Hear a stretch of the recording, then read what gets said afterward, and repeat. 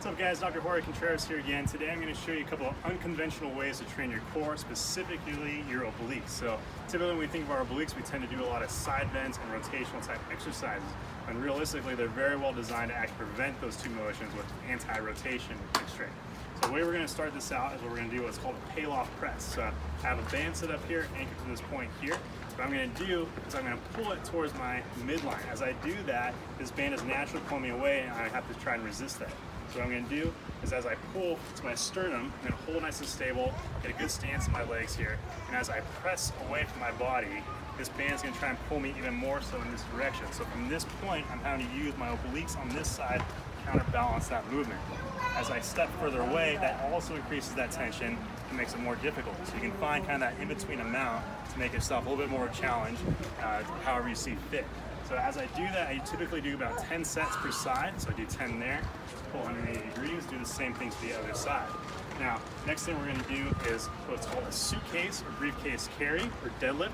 For that, we're going to use our kettlebell right here. So for this position, we're going to use narrow stance. We're going to go into our hip hinge just like we would for any other deadlift or kettlebell movement.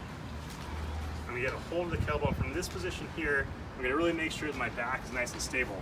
I'm making sure that I don't rotate to that side or overcompensate. So from here, I'm going to lift straight up, hold it nice and stable for my core. I'm going to squeeze my glutes, brace my core in a 360-degree manner, and keep my shoulder blades pinned together nice and upright. As I lower back down, again, I don't let the kettlebell pull me to one side. I do it in one fluid motion up and down. So again, in real time, it's going to look something like this. Breathe out the top, squeeze everything together. Nice and control straight back down and up. If that's really easy for you, you can start adding in a carry or a walk where you actually go back and forth holding it. So you can walk about 50 meters one direction, switch hands and come back. Again, as we do now that movement, making it a little bit more dynamic, the kettlebell is of course trying to pull us down, and our natural tendency is to want to overcompensate by going this way. So instead, you're going to hold really neutral, make sure that kettlebell doesn't pull you one direction or the other. Once we got that down, we're going to do one that's just strictly body weight only. So for this, we're going to go into our top of a plank or push-up position. We're going to widen out our stance to help us be a little bit more stable, squeezing the glutes and bracing your core. We're going to then tap our opposite shoulder point.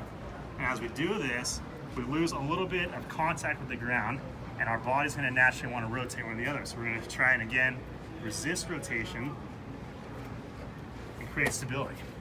So go ahead and give those 3 exercises a try and let me know what you guys think.